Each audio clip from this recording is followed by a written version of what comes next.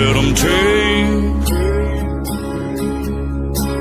no more of our freedoms from us every day. They want to come into our homes and take our guns and faith away. Oh, they're insane. Oh, they keep pushing their lies on us every way. If you come for my family, then there's gonna be hell to pay. These colors don't run, and neither do I. We come from a long line of fighting this fight. This flag's gonna fly when it's all said and done. These colors don't run.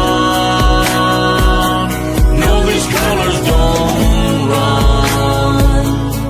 These colors don't run. Ticking time bomb, stop, drop, roll. Finger on the button, who's got control? Weaponize the news every time I scroll. Come for my guns, but I lock and load. Prime from my hands when I go cold. Pray to the Lord, but they want your soul. They gonna have problems if they come to my home. Till they get my message, I'ma say it slow. Scrolling through the news, anxiety, it starts to hit me.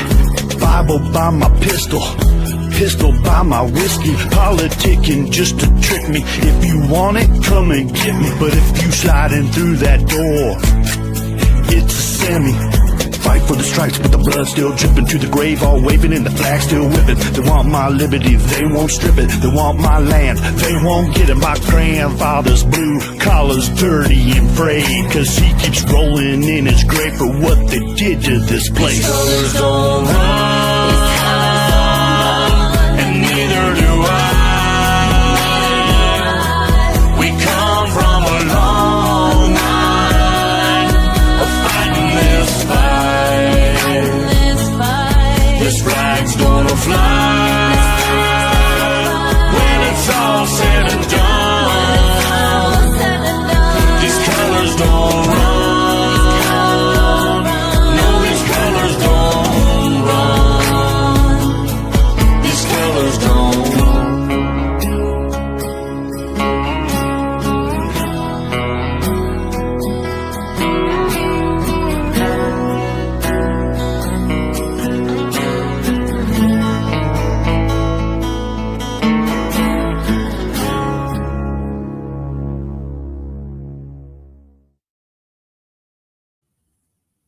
Hey everyone, I hope you had a great, wonderful day today. Good to see you, Darlene, Betty, Gator Girl, Tracy, Christopher, D, my Mountain Dew drinking buddy. Good to see each and every one of you. And Betty, she made it. Yay. I love you, Betty. And Susan on Rumble. Good to see you. Love you. I hope each of y'all had a great day. Christopher, don't even. Betty's here tonight. So keep it up. Now you got more, Christopher. You got your mama, you got Darlene, you got Betty, you got Gator Girl.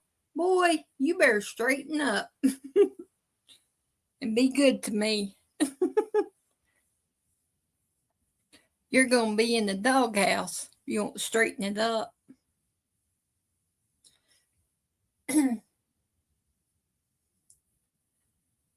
Betty, Susan says, hey from Rumble.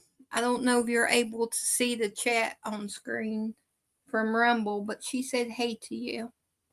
Christopher, okay, that's it, boy. This is for you. I want some candy, but it's not mine. I'm gonna take some, hope that's alright. But Mama says it's wrong to steal. I need to buy it.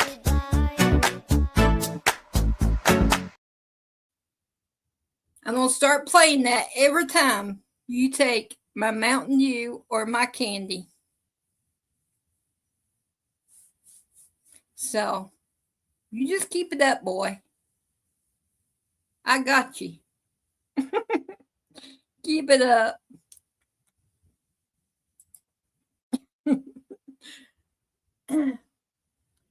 All right. Let's see. Hope everyone had a great day. The weather, I hope, has been calming down some. Hey, Jeff and Terry. Good to see you, my big brothers. Love ya. Oh, you had a long day looking for apartments? Oh, I had a pretty long day. I went to work and then I went to go pick Sky up. Then I went by Lowe's because, the little sprayer on the sink? Well, Sky accidentally this morning broke it and I didn't know it, and I went to go wash our breakfast dishes up before we left, and I sprayed myself. I turned the water on, and it sprayed me all over. I had to change my clothes again and get ready and went to work. And then we stopped by Lowe's on the way home, and I picked up another one, and I installed it all by myself. I got a few cuts on my hands, but I did it. This guy was like, "Really, Mama? You did that?" Yep, I accomplished something. I was proud of myself. And what else did I do? Oh, I took a nap because that wore me out. Oh, and I fixed Sky her favorite baked potato and salad. So we ate, and then I took my nap.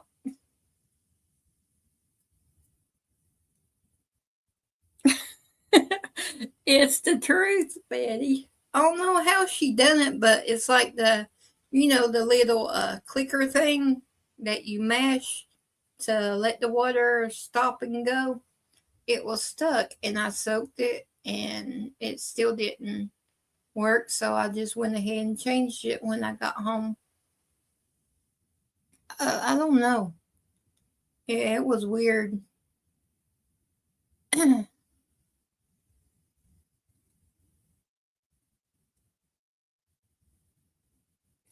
Oh, you did? That's nice. If anyone hasn't joined Gator Girl's new channel of prayers, join. She can put the link. She knows the link. I can't put the link up in chat. She knows how it is when you're up here. But let me, oh, you had to cook dinner for everyone? Burgers and tater tots? That sounds good. I had that the other day. Cheeseburgers, but not tater tots. I like to have some tater tots with some melted cheese on them and some bacon bits sprinkled on. Oh, man. That might be my tomorrow adventure. Fixing me. And Sky, but she just likes hers plain and ketchup. She don't like all that other stuff on it. Hey, Bitback, good to see you. Love you. Yeah, she don't like all that. She's plain. She just wants her ketchup. All right, let's see.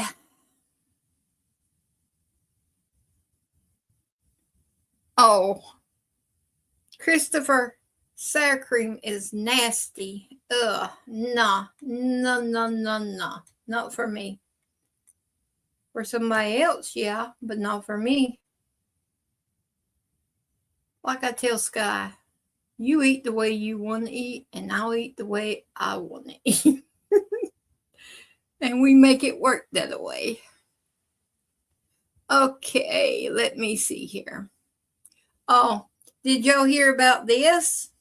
Biden doesn't even know how to email, most likely, and they're trying to. The staff of his is throwing him under the bus with Camel, it looks like. They're investigating this. Obtained Biden-Harris administration email suggests COVID-era loans to Planned Parenthood were discussed under a code word, Benghazi.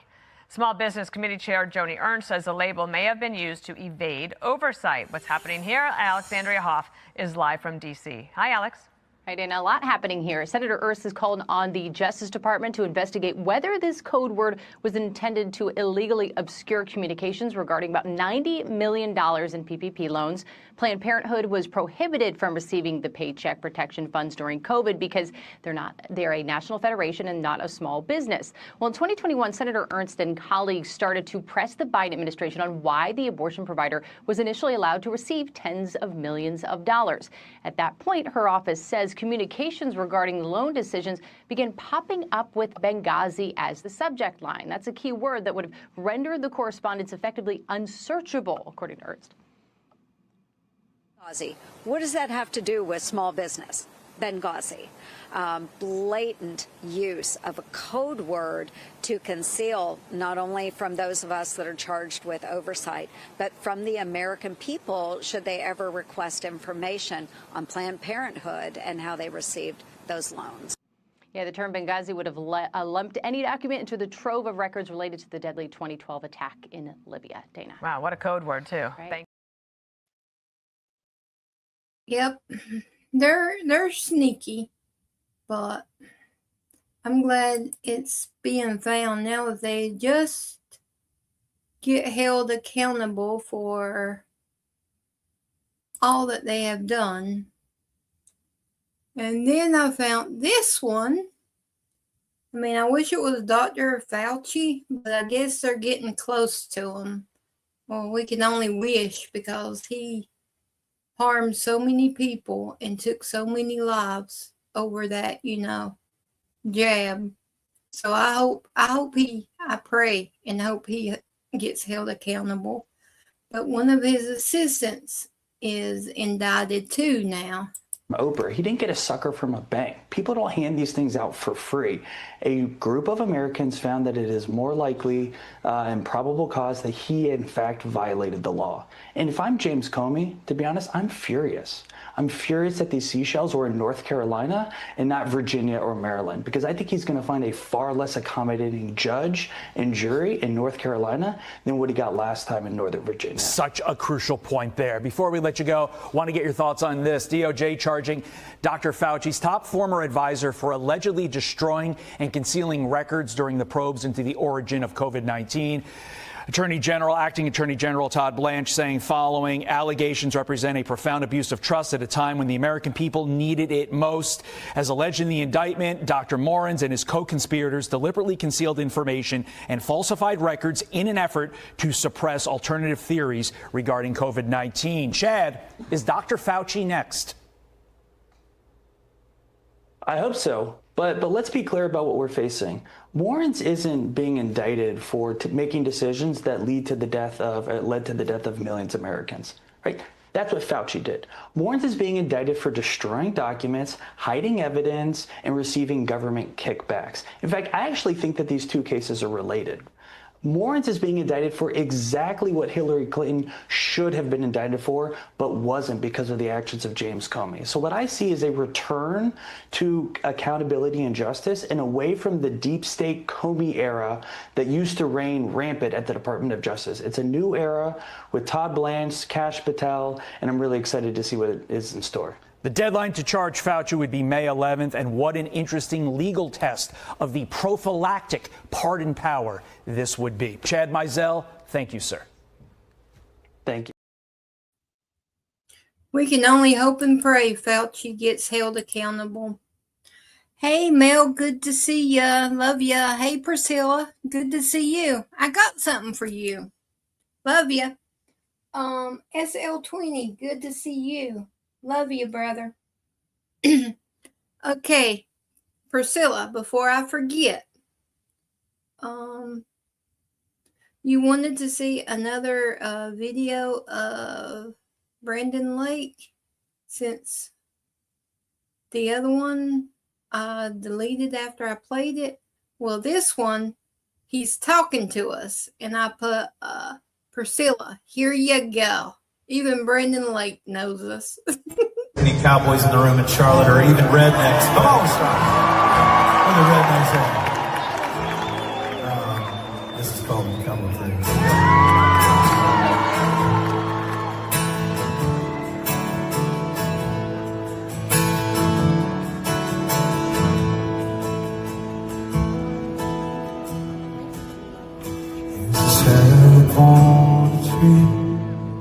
Thousands there as you sleep.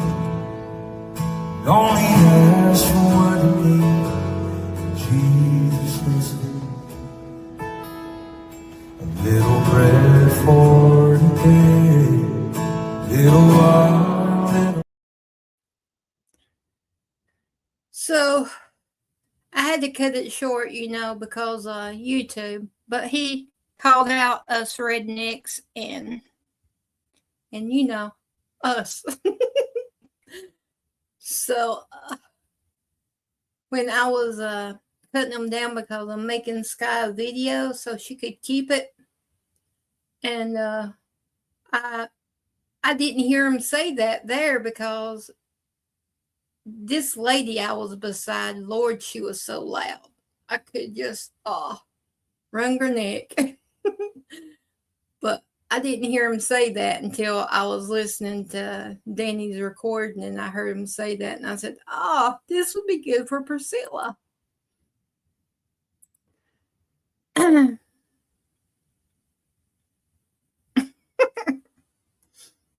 Yeah, he knows us.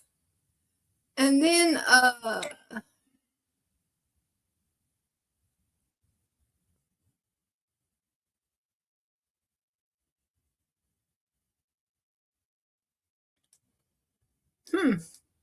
I didn't know that.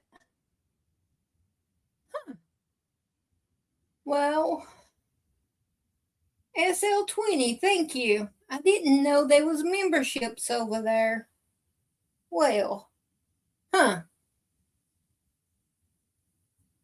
Well, Rumble don't restrict me like YouTube, so if anybody wants one, they can jump to Rumble and grab one. Because I'm not going memberships on YouTube.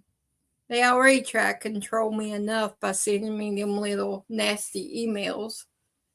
And I'm not going for them. No, I'm good. And then we got, let me see. That one's a long one. I don't think I'm going to play that one. Let me see. And then we got, Timmy here trying to take credit for the FBI's work on investigating this fraud. So let's listen to what this,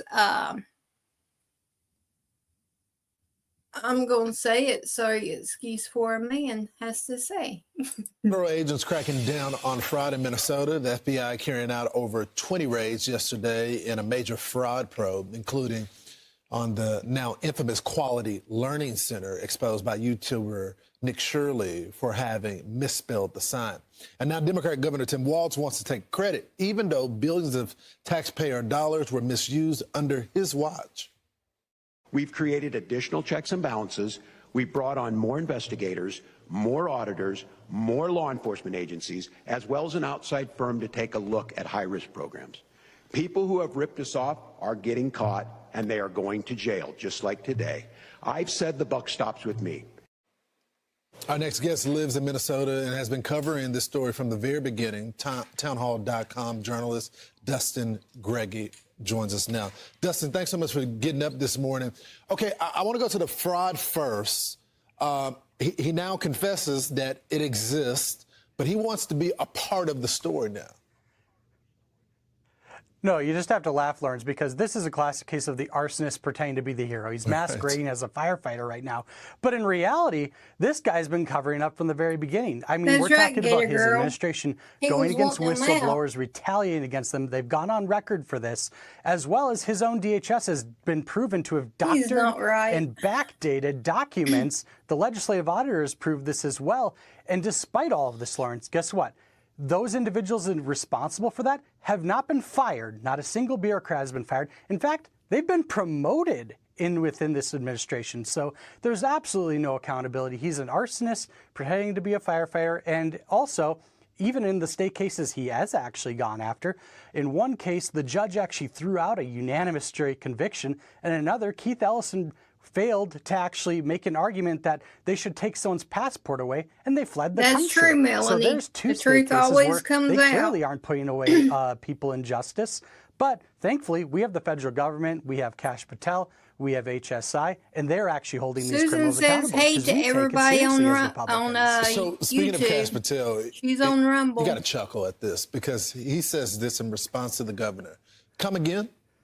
This FBI and DOJ with our DHS partners drafted and executed every search warrant today. But go ahead and take credit for our work while we smoke out the fraud plague in Minnesota under your governorship. I mean, it is disingenuous considering the governor wanted those federal agents to leave as they were investigating. They doxed these people. They surrounded their cars when they were serving search warrants.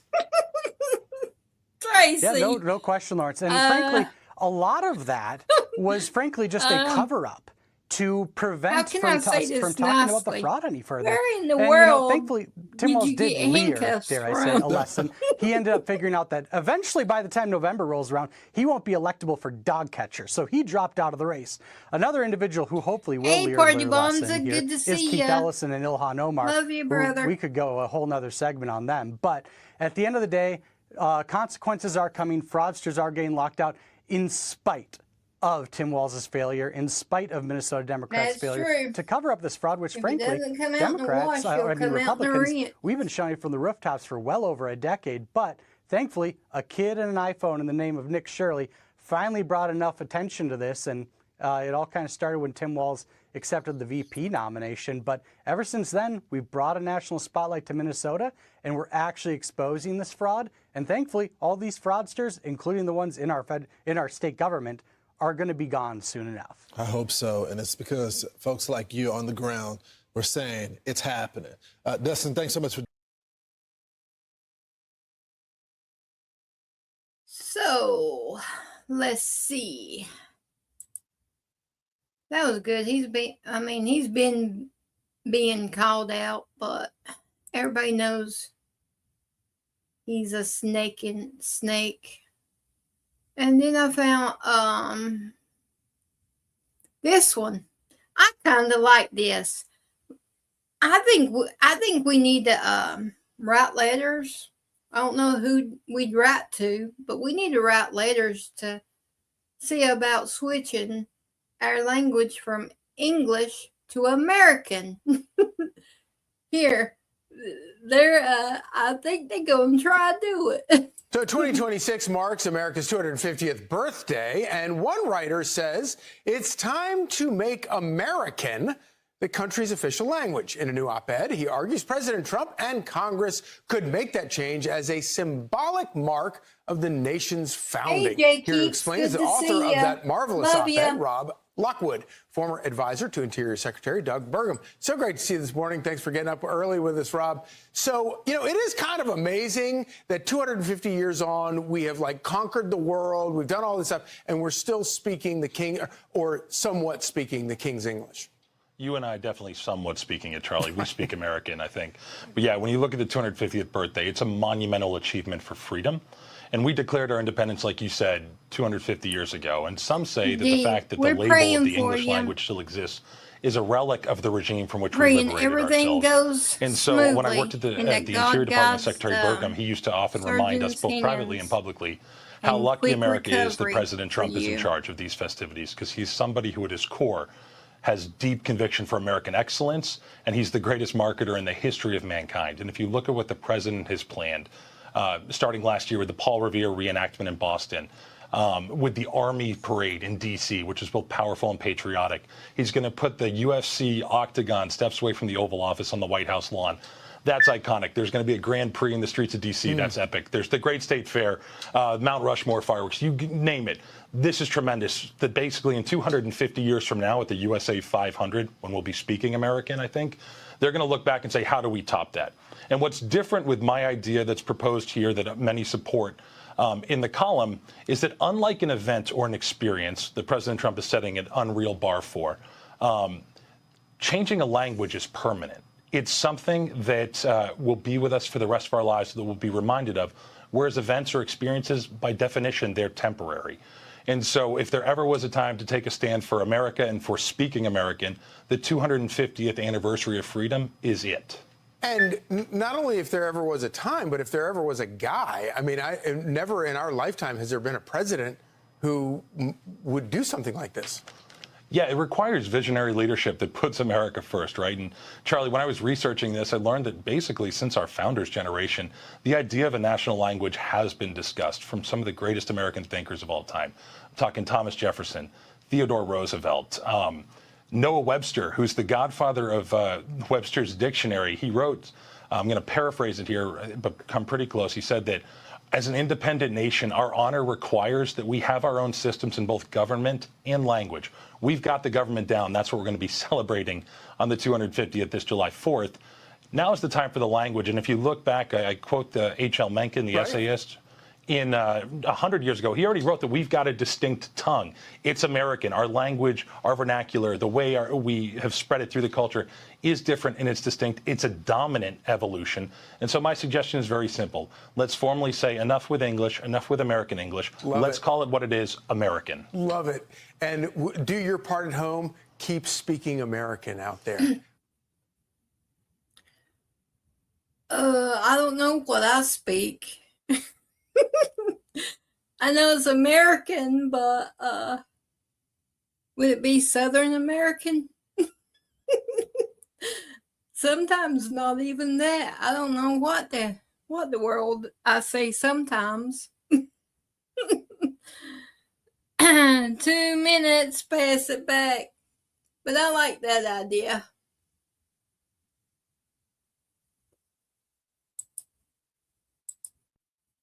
Change our language to English American.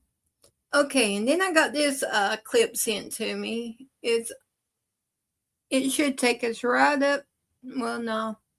I have to play it after the national anthem. We only got a minute. And I was on time tonight. I wasn't 3 or 4 minutes late. I was on time. Don't get used to it. You speak Texan. Tracy, you're American. What about American Texan? You're American. We're going to start talking American.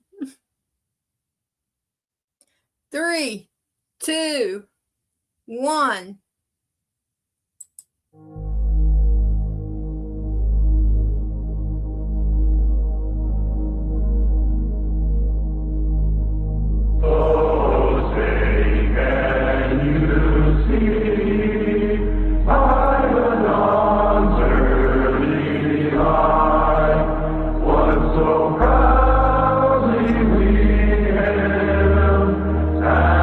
Twilight land.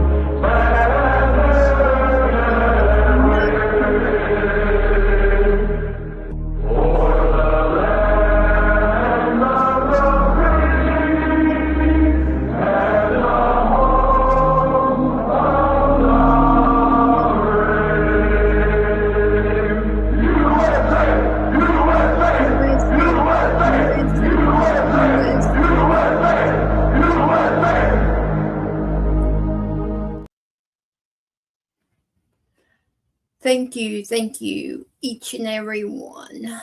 Okay, now for our soldiers that give the ultimate sacrifice for us and our freedom and others' freedoms. So here we go.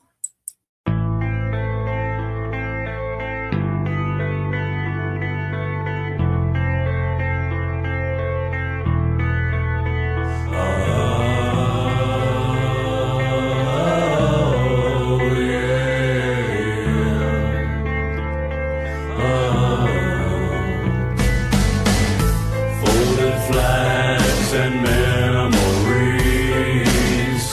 photographs and the rosary.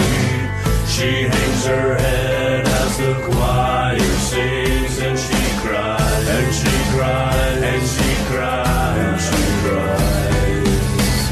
'Cause her family was waiting at home and was praying for him to survive. That folded flag that she now owns, she holds it close tonight. Shots ring out, another angel cries. Open up the gates when he arrives. As he fell to the ground, there was no fear in his eyes.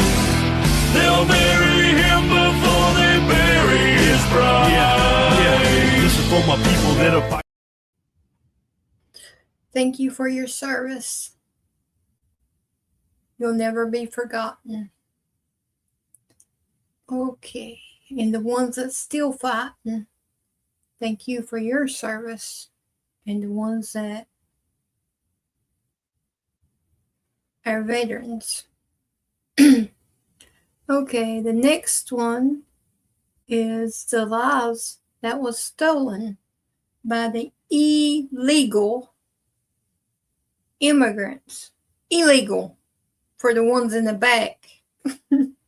Just to make it clear to a few. Here we go. Rest in peace, angels.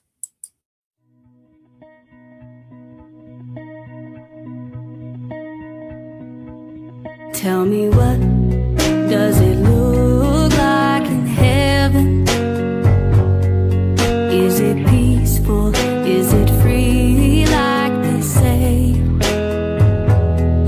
Does the sun shine bright forever? Have your fears and your pain gone away? Yeah, 'cause here on earth it feels like everything good is missing since you left. And here on earth everything's different. There's an emptiness. Oh, I hope you'll dancing in the sky, and I hope you're singing in the angels' choir, and I hope the angels know what they have. I'll bet it's so nice up in heaven since you've arrived. So tell me, what do you do up in heaven? Are your days filled with love and light? Is there music? Is there art and invention? Tell me, are you happy? Are you more alive? 'Cause here on earth it feels like everything good is missing since you left.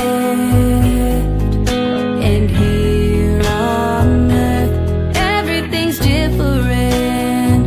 There's an emptiness. Oh, I hope you'll dance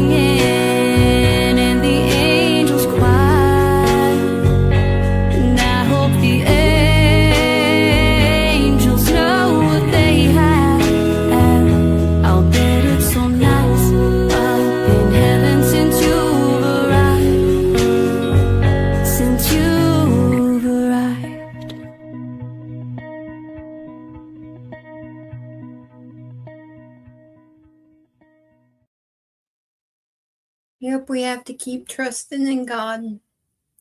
And I'm praying for the families that God wraps their arms around each and every one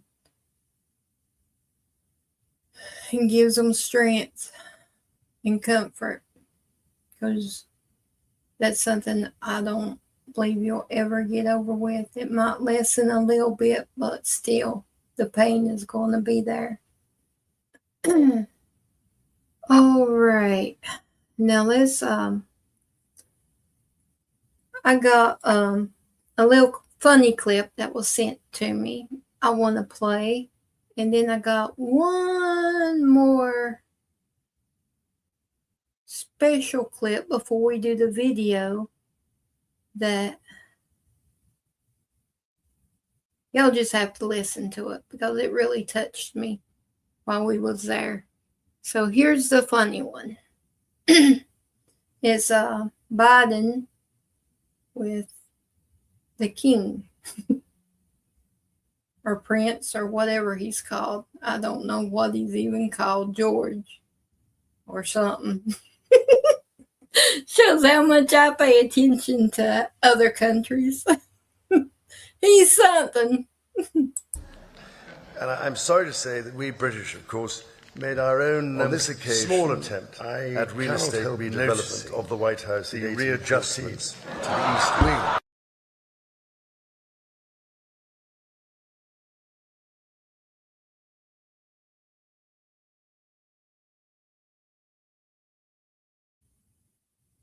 Never mind, that didn't work.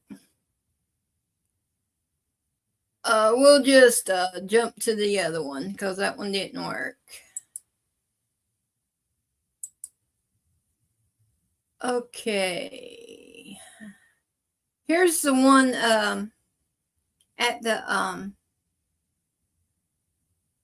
concert when Brandon was, you know how he talks to the crowd and asks people for prayer requests and everything. This part really, and it's still, when I hear it, gives me chills. But just listen to them while I pull up the video.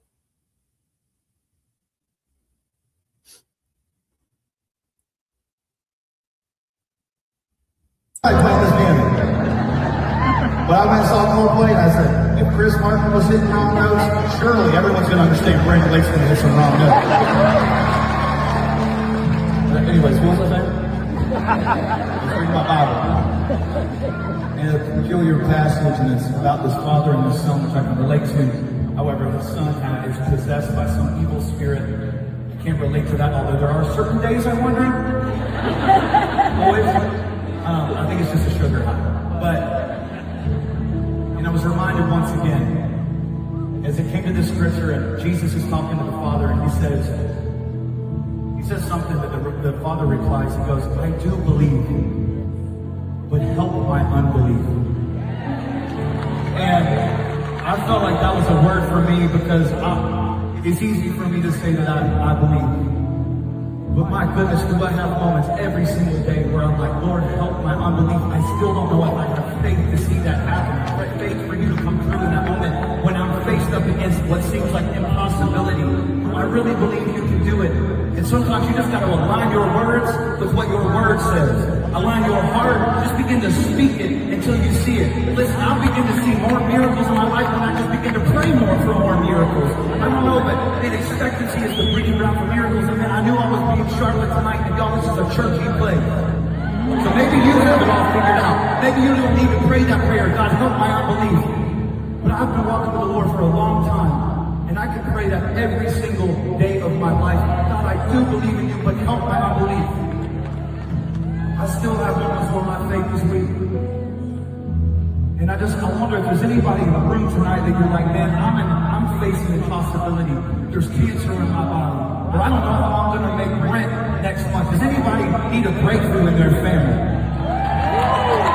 I see like 5 hands. Or family tonight. You don't have to be a therapist. Listen, my greatest...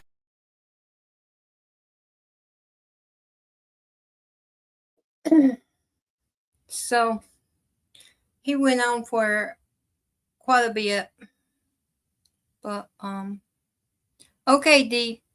Love you. But you should have seen the people with tears running down their face when he was talking. It was amazing. Even y'all's little Sky was crying. Okay. Let me delete that one so I don't replay it. Okay, here we go with Ezra and Nehemiah, the study guide. And then we'll have the quiz on Ezra tonight and then Nehemiah tomorrow night. So here we go. The books of Ezra and Nehemiah. In most modern Bibles, these books are separate, but that division happened long after it was written. It was originally a unified work written by a single author. The story is set after the Babylonians destroyed Jerusalem and its temple and took many of the people into exile. And this book picks up about 50 years later and tells the return of some Israelites to Jerusalem and then what happened when they rebuilt the city and their lives there. Specifically, the book focuses on 3 key leaders who led the rebuilding efforts. You have Zerubbabel, then Ezra, and then Nehemiah. And the book's design focuses on the efforts of each leader. Zerubbabel leads a large group of people back to Jerusalem to rebuild the temple.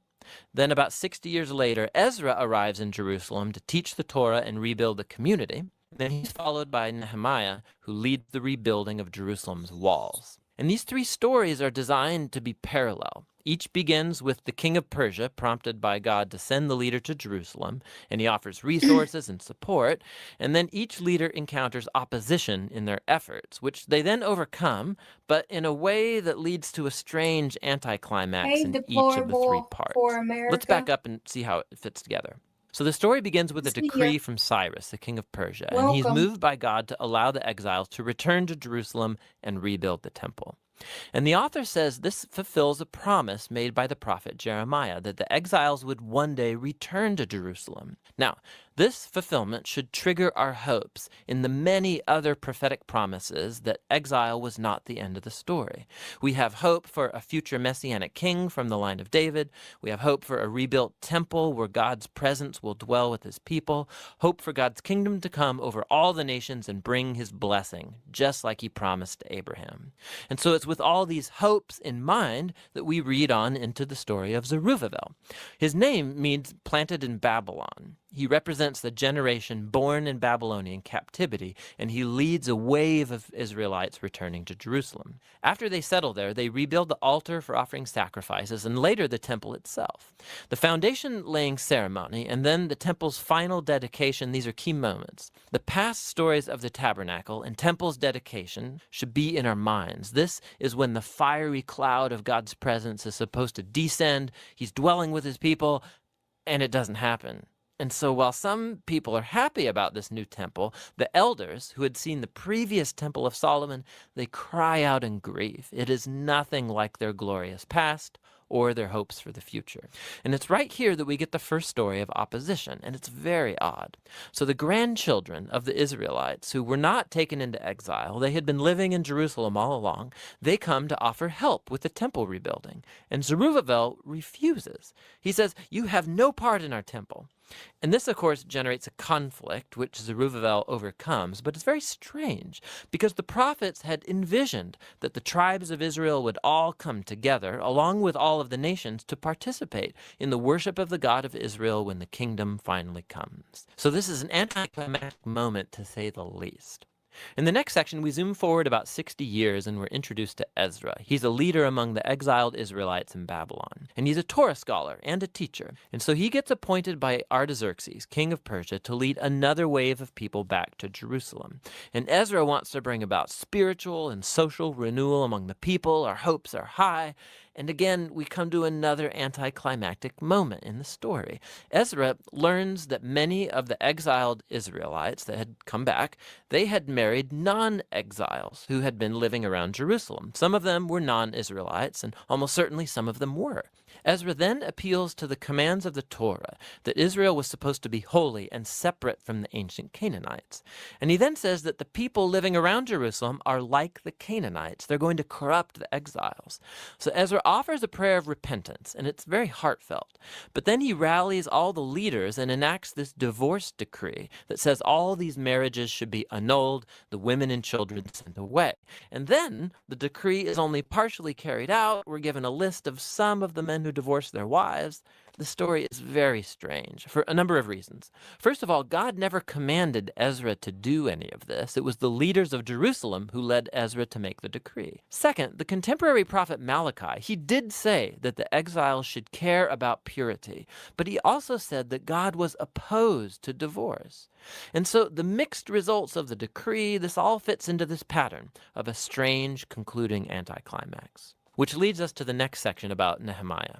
He's an Israelite official serving in the Persian government, and when he hears about the ruined state of Jerusalem's walls, he prays and then gets permission from the Persian king Artaxerxes to go and rebuild the walls. The king even gives him an armed escort and all these resources. So after arriving in Jerusalem, he begins the building project, and he too faces opposition from the people who had already been living around Jerusalem. Once again, we face a tension in the story. The contemporary prophet Zechariah said that the new Jerusalem of God's kingdom would be a city without walls, that God's presence would surround it, and people from all nations would come and join the covenant people. But Nehemiah seems to operate with the opposite vision. He informs the people surrounding Jerusalem that they have no part in Jerusalem. And this, of course, provokes them to hostility. And so while Nehemiah carries out his vision for the city with integrity and courage, they have to build the city with armed guards to protect them, we keep wondering, could this whole conflict have been handled differently? And this all leads to the conclusion of the book in two movements, first positive and then negative. Ezra and Nehemiah combine forces to bring about a spiritual renewal among the Love people. you. They gather all the exiles together for a festival. They read and teach the Torah to all the people for 7 days. And then they celebrate the ancient Feast of Tabernacles to remember God's faithfulness from the Exodus and the wilderness journeys. Then they offer a confession of their sins. They vow themselves to renew the covenant, follow all the commands of the Torah. And they finish with a great celebration over the temple, the walls of Jerusalem. And we're thinking, this could be the turning point, but it's not. The book ends on a huge downer. Nehemiah tours around the city, and he finds that the people have not been fulfilling their covenant vows. So Zerubbabel's work is undone as he finds the temple being neglected and staffed by all these unqualified people. He then discovers that Ezra's work is being compromised. He finds everyone violating the Torah, people are working on the Sabbath, and even his own work on the walls is involved because people are setting up markets around the walls of Jerusalem and working on the Sabbath. So Nehemiah, he goes on a rampage. He's beating people up, he's pulling out their hair, and he's yelling, "Obey the commands of the Torah." And his final words are a prayer that God would remember him, that at least he tried, and the book ends. I mean, it's very strange, but we've been prepared for it, right? These anticlimactic moments have been woven into the book's design intentionally. And so it raises the question, what on earth does this book contribute to the storyline of the Bible? Well, remember, the book started by raising our hopes in the prophetic promises about the Messiah, the temple, the kingdom of God, and then none of it happens. So even though Israel is now back in the land, their spiritual state seems unchanged from before the exile. And while Ezra and Nehemiah, they do their best, but their political and social reforms among the people don't address the core issues of their heart. So what the book is pointing out is the same need highlighted by the prophets Jeremiah and Ezekiel. What God's people need is a holistic transformation of their hearts. They're ever going to love and obey their God. And so the book ends on a downer, yes, but it forces you to keep reading on into the wisdom and prophetic books to find out what is God going to do to fulfill his great covenant promises. But for now, that's the book of Ezra and Nehemiah. So, y'all got that? Gator Girls movies. We still remember those, and that too. So we should do good on this. So let me grab it and we will get going. Okay.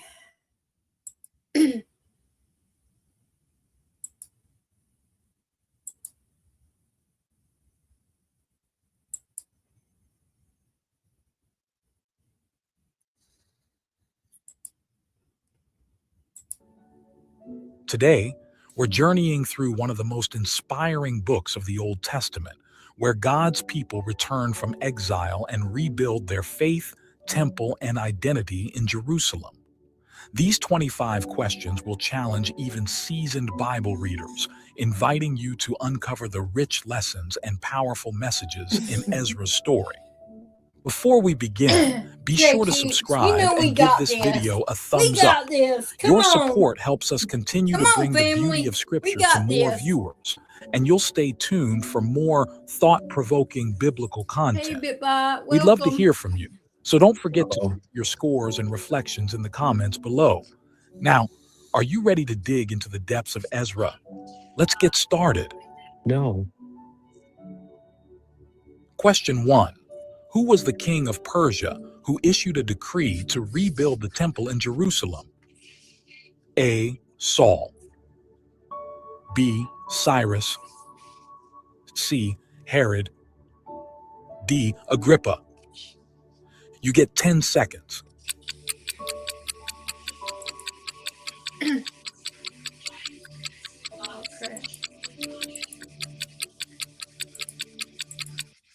Woo! I was on the wrong screen clicking. Oh, let's see. We got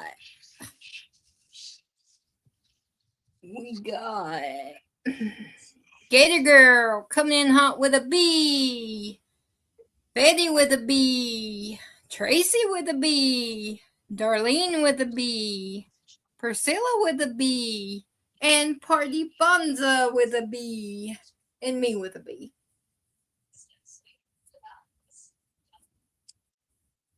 Yeah, we're just going to say straight B's on Rumble. Cheater. I Cheater. am not going to look like a crazy person here when my dad goes, "Who are you talking to?" Oh, okay. Oh, I forgot. Sorry. No, we're good. Okay, here we go.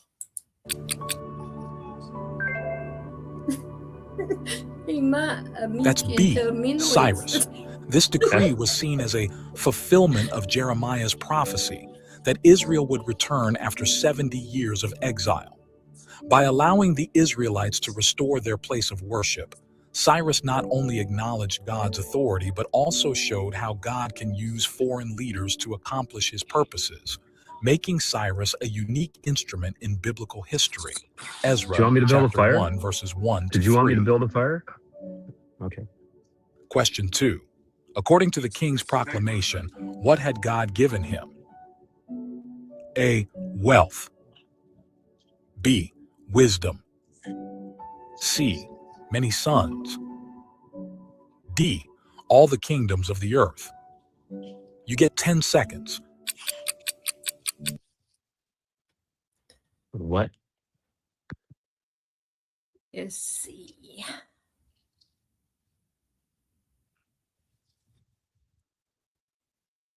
Priscilla with a B.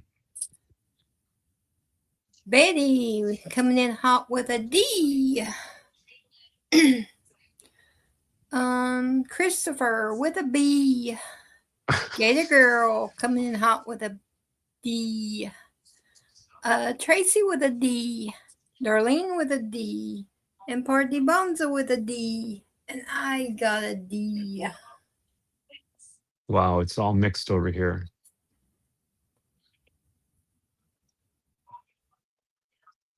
I cheated and looked on someone else's paper. I picked a D.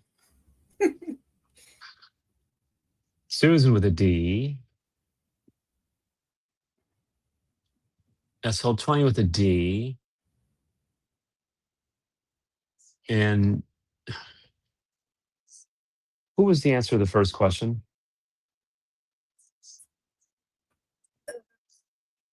Can't remember the name. Sorry. Jay Keeps, I don't think so.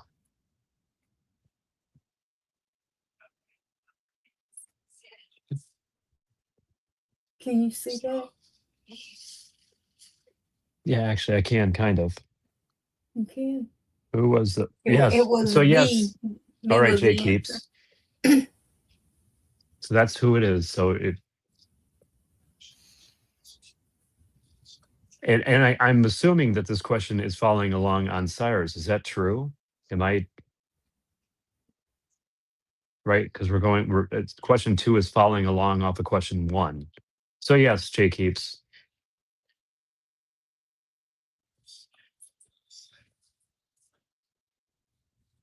So Jay Keeps answered C. Okay. And I studied hard with this old brain. Oh, Betty, you don't have no old brain. You're just as old as you act. You act young. You are young. That's Just my look at Chris. rule. Yeah. Okay, here we go.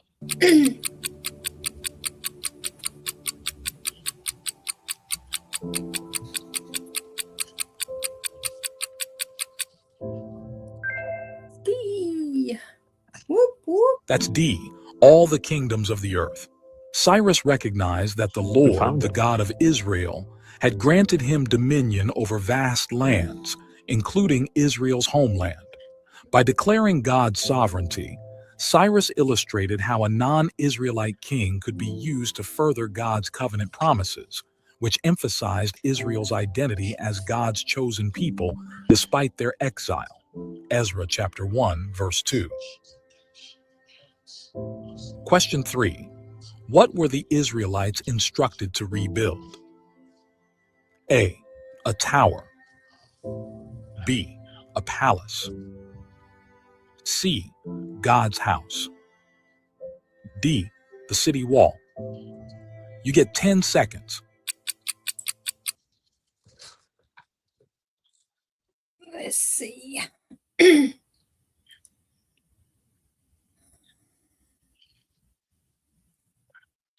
There you go, Betty. Woo! That's the only answer it could be. Yeah. Well, see all the way over here. Well, right, because it goes along with the study guide, that little bit that I did see.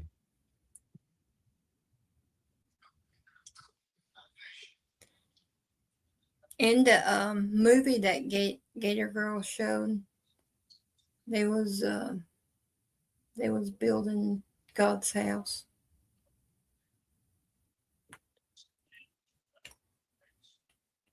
Yeah, I tried to watch, but I had a dog and I had to entertain, so. Well, that's okay. No. Gus comes first. Always. All right. Okay. Oh, you want me to go I got first? C's all the I got Oh, C's all the way down here. All right, Susan with a C. Jay Keeves with a C. I have a C. And SL20 with a C. So we're all C's. All C's. Here we go. C's across the board.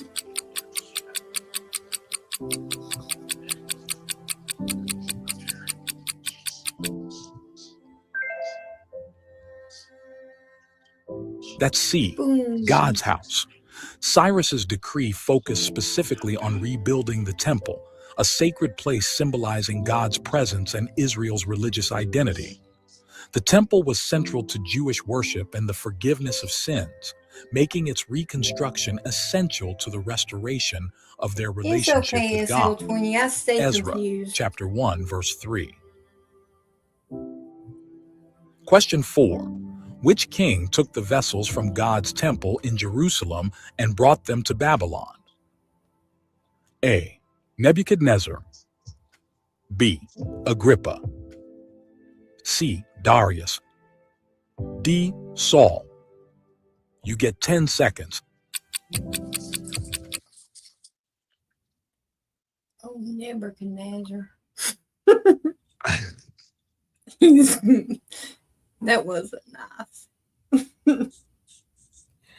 We got, let me see.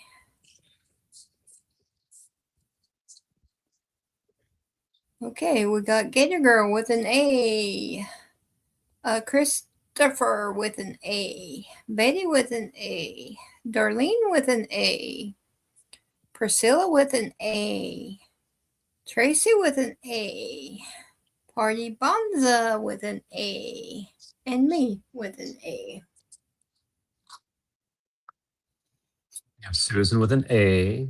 SL20 with an A. Jay Keefe with an A. And me with an A. Straight A's again. We're so smart. I wish. Thank you, Gator Girl, for teaching us.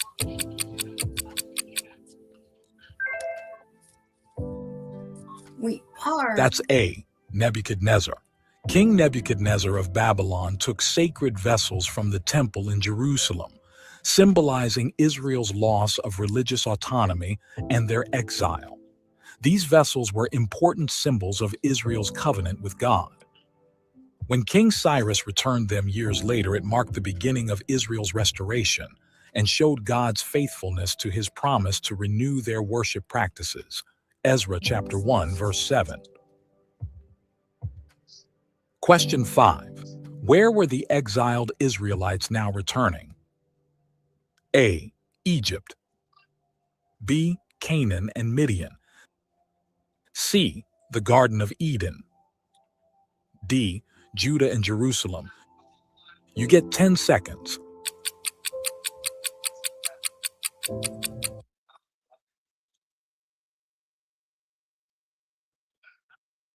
Hey, Tamara, good to see ya. Love ya. Ooh, watch them burn up over here. They're wide open. Watch them wiggle. Christopher coming in hot with a D. Gator Girl with a D. Betty with a D. Tracy with a D. Darlene with a D. Party Bonza with a D. And me with a D. And Priscilla with a C. Jay Keeps, I don't think at this point.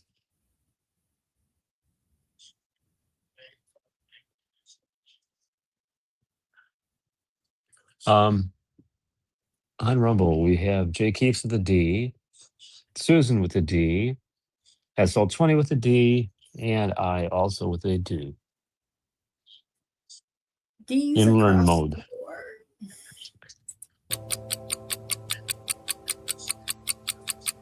board. Priscilla came in with a C. Yeah, with That's D. Judah and Jerusalem. The exiled Israelites returned to Judah and Jerusalem, their ancestral land and the center of their religious life. Returning here allowed them There's to Tracy reconnect throwing with out their them heritage, cookies to me. reestablish the temple, and rebuild their identity as God's people. This return was both a physical journey home and a spiritual See, revival, Betty, Tracy reflecting keeps me God's fed. faithfulness to his covenant promises. Ezra chapter 2, verse 1.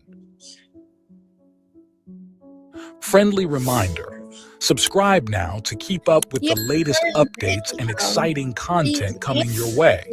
Different ways. Question 6. What kind of tree was brought from Lebanon for the temple's construction? A. Oak. B. Cedar. C. Elm. D. Cherry. You get 10 seconds. Ooh, I remember this one. Ooh. Aw, thank you, Tracy. As long as they're not mints. Chocolate chips is good. Stop it. Let me see. Mint chocolate chip. Okay. Huh? Mint No, chocolate no, chip. no, no, no, no, no, no, no, no, no, no, no. Just plain chocolate chip. Gator Girl coming in hot with a B. Betty with a B. Christopher with a B. Darlene with a B. Priscilla with a B. Tracy with a B. And Party Bunza with a B. There you go. Bitbot. Yeah, why She's were you got trash some. talking sour cream earlier? Sour cream is awesome, No, especially on it's baked not. potatoes. All Yeah. right. Uh-huh. Tracy's giving you some thin mints There you down go. there. Ew. Some Andes mints. Jay Keeps with a B. Susan with a B. SL20 with a B. And I also went with B. And I did know this one. And the answer is B's across the board.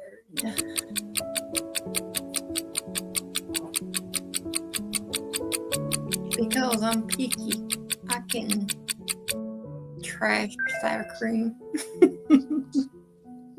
That's B, cedar. Cedar trees, known for their durability and beauty, were transported from Lebanon for the temple's reconstruction. Cedar wood had been used in Solomon's original temple, so its use symbolized continuity and respect for tradition.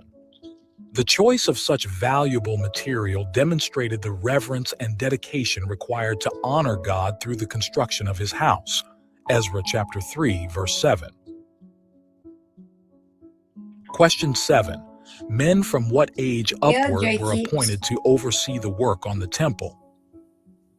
A. 15. Nope. B. 18. C. 20. D. 22. You get 10 seconds.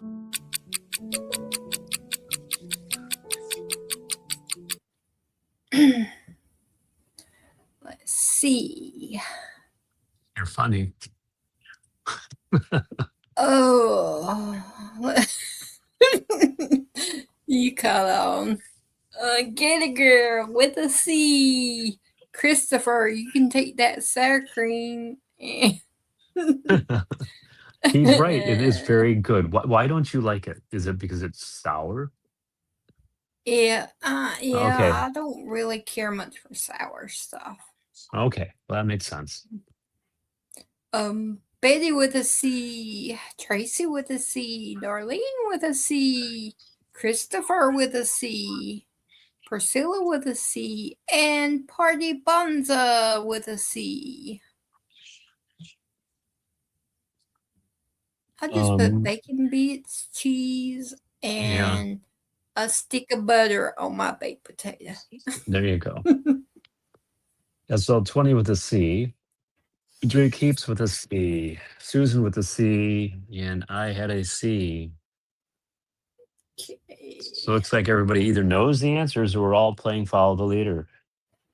But we're learning. So, We know the answers because we watched them videos, and then plus the quiz, and then the review, and then plus many of us listened to it or read it.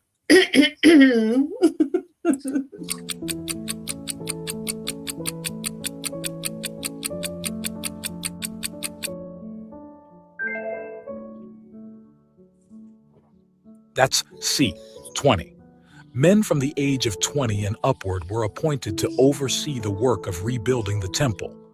This age requirement emphasized maturity and responsibility, reflecting the serious nature of the project. Ensuring that experienced leaders were in place underscored the sacred duty involved in restoring the temple as a place of worship and community for all Israel. Ezra chapter 3, verse 8. Question 8. From which tribe were the men overseeing the temple's construction? A. Levi. B. Dan. C.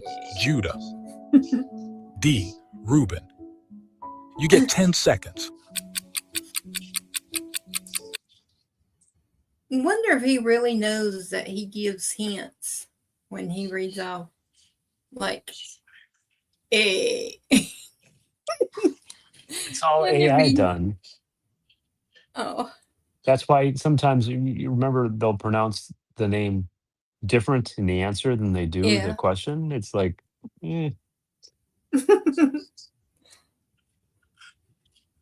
Oh, French fries. Tracy, I need some Mountain Dew to wash them down with.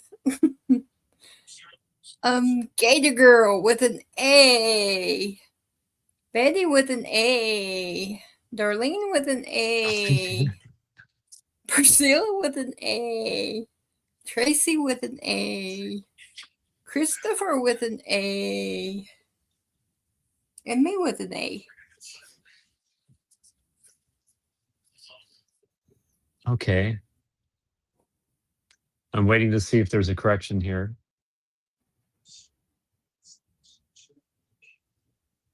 Susan with an A. I picked an A. SL20 with an A.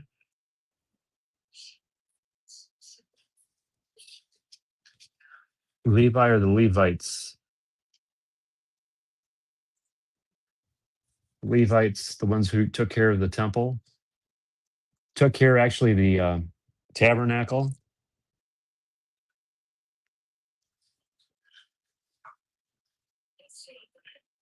But okay. And Jay keeps.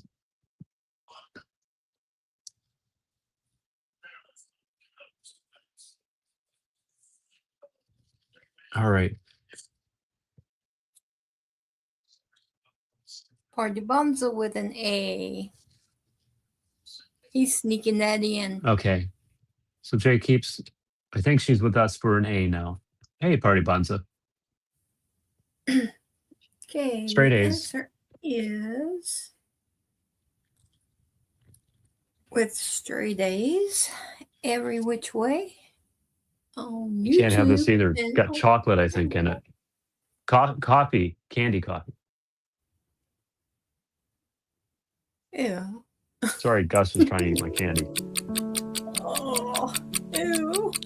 Oh, Gus. No, eat coffee. No.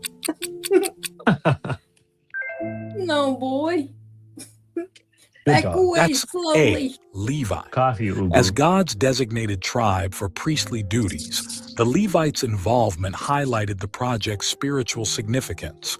Their role ensured that the temple would be rebuilt with respect for sacred practices, reinforcing the Levites' duty to guide Israel in worship and maintain purity within the community. Ezra chapter 3, verse 8. Coffee. Question 9. Which king did the adversaries of Judah and Jerusalem write to, expressing opposition to the temple's construction? A. Saul. B. Herod. C. Josiah. D. Artaxerxes. You get 10 seconds. Artaxerxes, you love that. I'm going with that one because it's funny. Gator seems to think that's it, so I'm going to cheat. I'm going with it because it's funny. Axes or something. Gator Girl going with a D. Betty with a D. Christopher with a D. Tracy with a D. Party Bonza with a D. Tracy's using Tina logic. Wow, I guess D. Priscilla. Oh, yeah, I love ranch with everything too, Betty. Ranch is my go-to.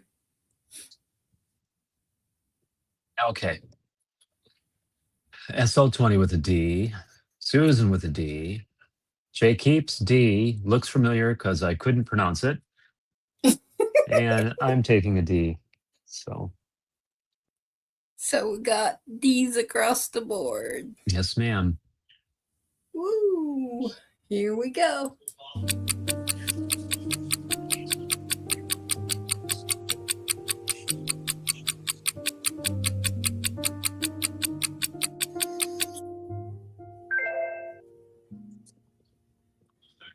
That's D. Artaxerxes.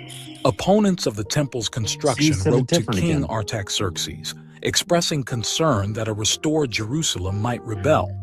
This opposition illustrated the challenges Israel faced in re-establishing their identity and the tensions between returning exiles and neighboring communities.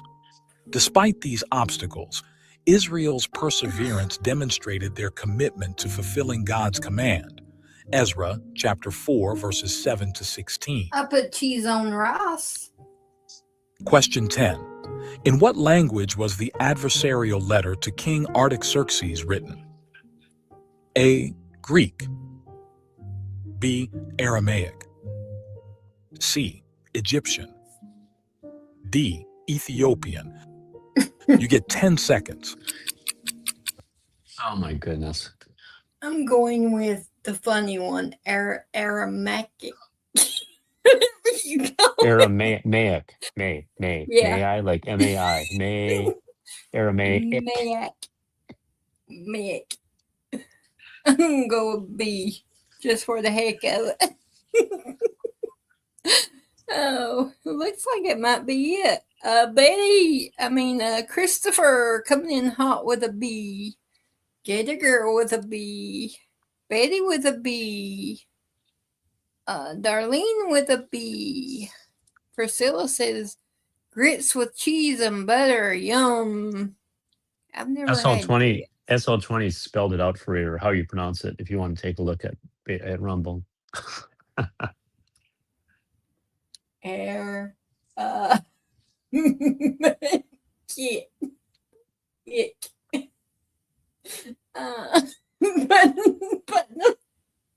Putting them together is my problem.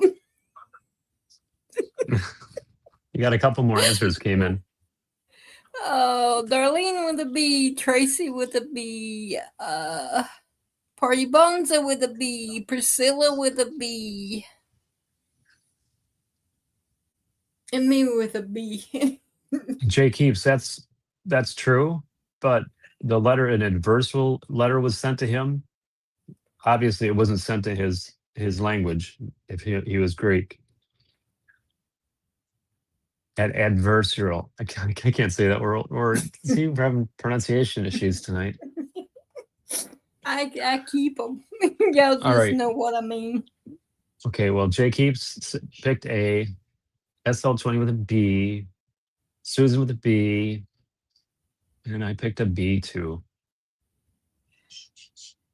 Aromatic.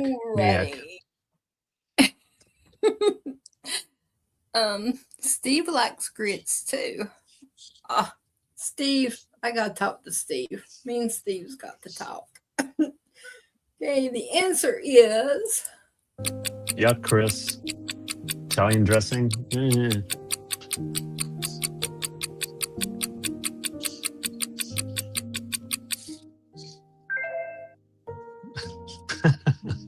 That's B, Aramaic.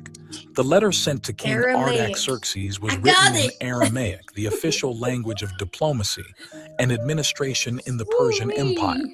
This language choice ensured that the king could readily understand the message and respond. I got it. The use of Aramaic underscores the influence of Persian governance over Israel's affairs during this period. Ezra chapter 4, verse 7.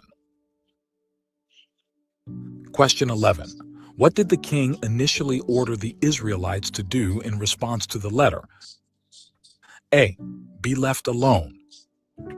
B. Be executed. C. Stop building. D. Be allowed to worship God. You get 10 seconds. I remember this one. I'm going with a C.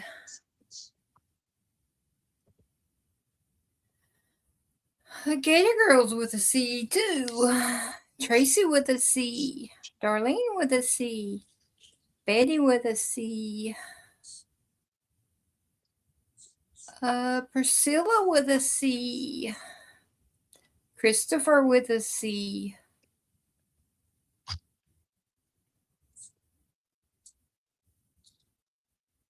Chris with a I believe C. that's it. Yeah, I believe that's it. Porgy Bonza must have stepped away. SL20 with a C. Susan with a C. Jay Keeps with a C. And me with a C. C's across the board. Here we go. See, y'all, we learned something. This family is learning.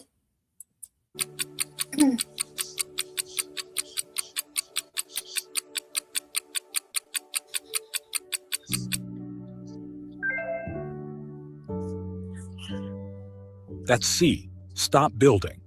In response to the letter, King Artaxerxes ordered the Israelites to stop building, suspending the temple's construction. This decision, though a setback, highlighted the challenges Israel faced in rebuilding.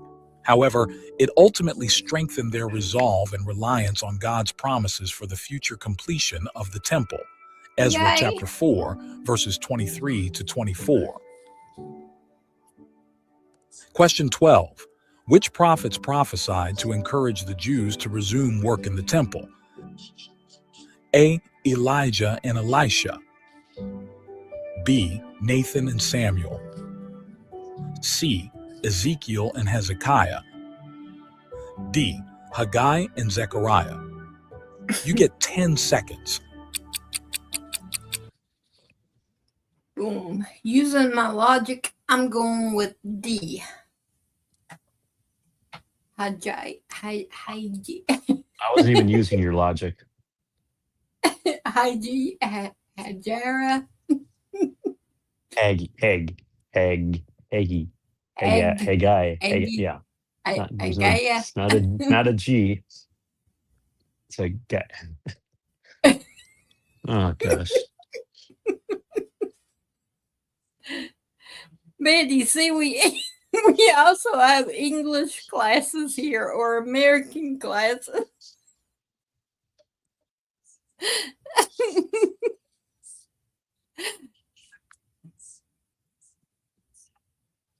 Okay, we got Gator Girl coming in hot with a D. Darlene with a D. Christopher with a D. Betty with a D. Tracy with a D. And Priscilla with a D. And I'm going with a D. Did you see SL20 spelt it out for you, or how to pronounce it? SL20, I need you as my tutor. Haggai. Aye. All right. Haggai. I went with a D. SL20 with a D. Susan with a D. And Jay Keeps with a D. Haggai. Okay, the answer is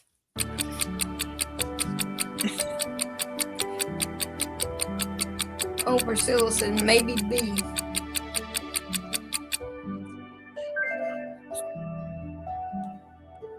That's D. Haggai and Zechariah. Haggai and Zechariah, prophets sent by God, encouraged the people to resume building the temple. Their prophetic messages focused on Israel's covenant faithfulness and assured them of God's presence. Their words motivated the exiles to overcome fear and opposition, emphasizing that obedience to God was more important than yielding to human authority. Ezra chapter 5, verses 1 to 2. Question 13. Which two leaders resumed the temple's construction with the prophet's encouragement? A. Zerubbabel and Jeshua. B. Artaxerxes and Nabal. C. Beriah and Shema. D. Joshua and Caleb. You get 10 seconds. just by knowing them, seeing them, I'm going with A. Because I was wanting to call it Jezebel. Let me see. Gator Girl coming in hot with an A. Betty with an A. Darlene with an A. Tracy with an A. Christopher with an A. Betty laughing. Priscilla with an A.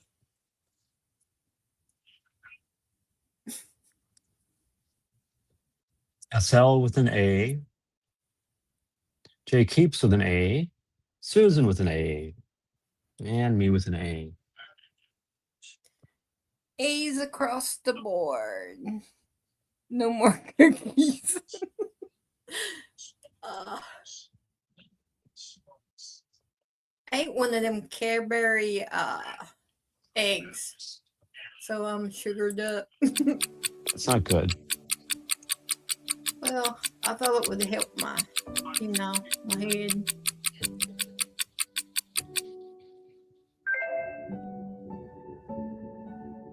That's A, Zerubbabel and Jeshua. Zerubbabel, a descendant of David, and Jeshua, the high priest, led the rebuilding efforts, working closely with the prophets Haggai and Zechariah. Their leadership showed the united efforts of both civil and spiritual leaders in restoring the temple. Their commitment to God's work highlighted the importance of spiritual unity and leadership during a time of renewal. Ezra chapter 5, verse 2. Question 14. To which king did the officials opposing the Israelites send a second letter? A. Saul. B. Darius. C. David. D. Solomon. You get 10 seconds. I'm going with Darius. Oh, Darius. B. Gator Girl's going with B. Betty's going with C. Sticking with SL20. She changed it. Christopher with a B. Darlene with a B. Tracy with a B. Priscilla with a B. And Betty with a B. She meant B, but she accidentally hit C. That's okay. We all do that. Okay, SL with a B. Susan with a B. Jay Keeps with a B. And I picked B. Okay, let's see. We got B's across the board.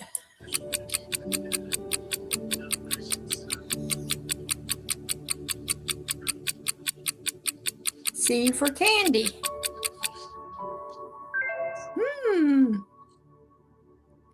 That's B. Darius. Opponents of the temple wrote to King Darius, seeking to prevent its completion. Darius's investigation into Cyrus's original decree confirmed Israel's right to rebuild. His support underscored the importance of following through on commitments, even by foreign rulers, and reinforced God's favor over Israel despite ongoing resistance.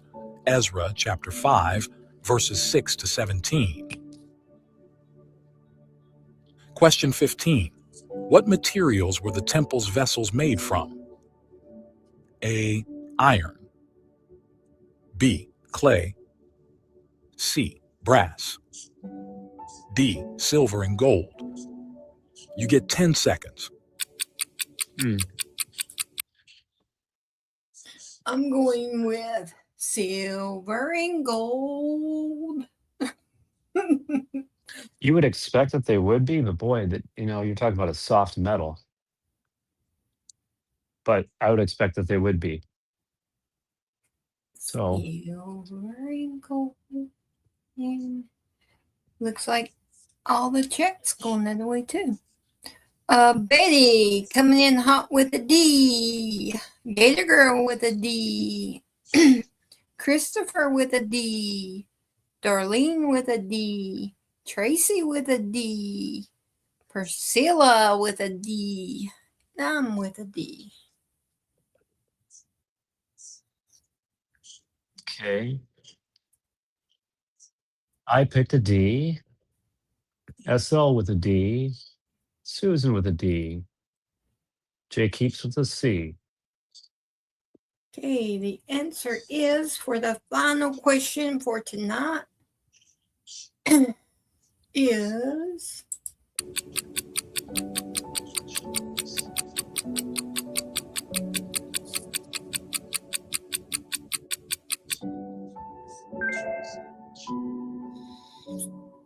That's D, silver and gold.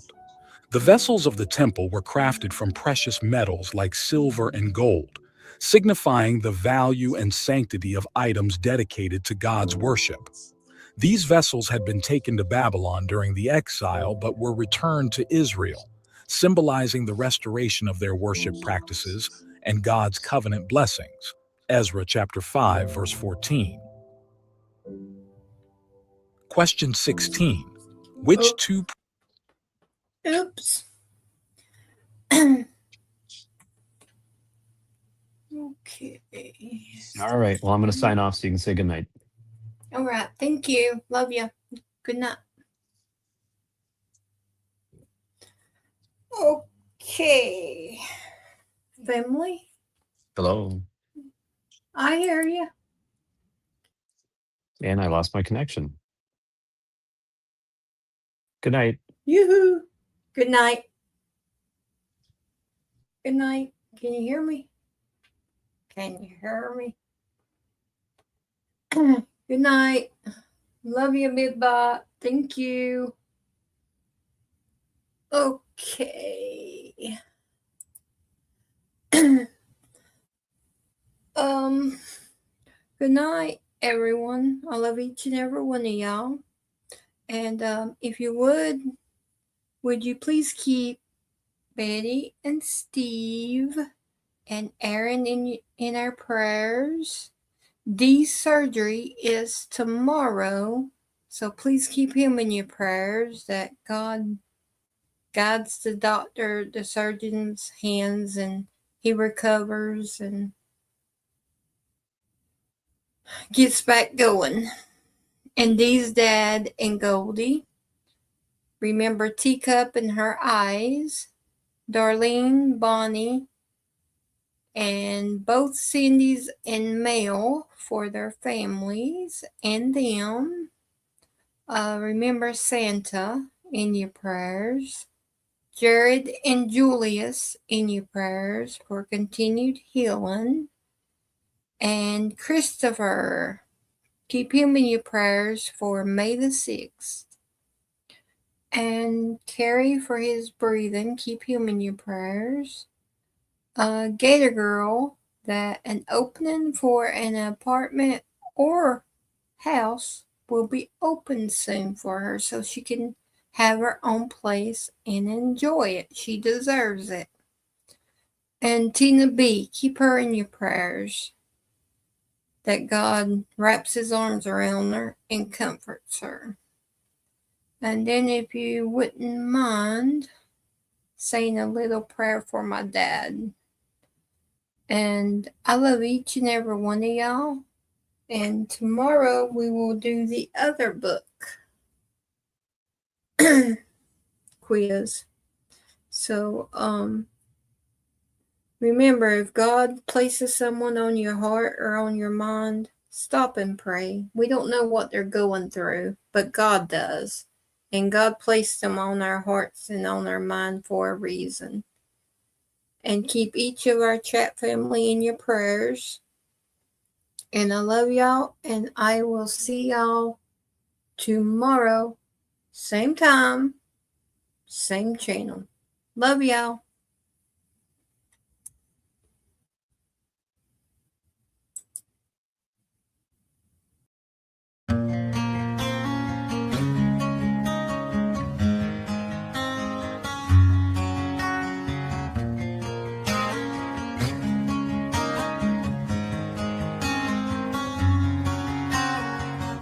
If Every step I take, every stride I make, I look around, sometimes I feel alone. Think about this life I live, only so much time to give. I'm on the run into the unknown. The line I'm walking's a straight one, outside I say it ain't fun. I'm not here to impress anyone. Chasing dreams ain't always what it seems. We only get one life, sometimes it's hard to see. Making a difference might be my deliverance.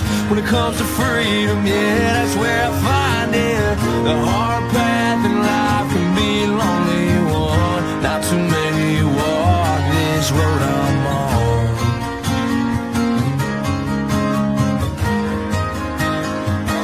This road I'm on.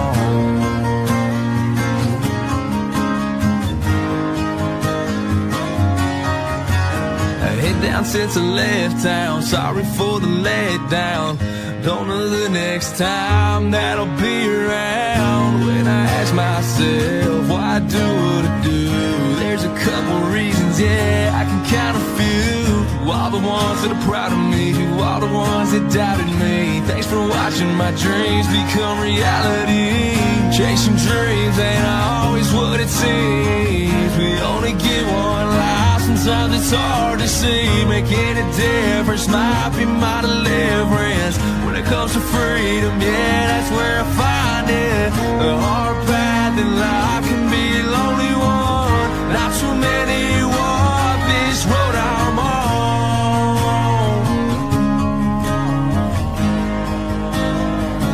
This road I'm on.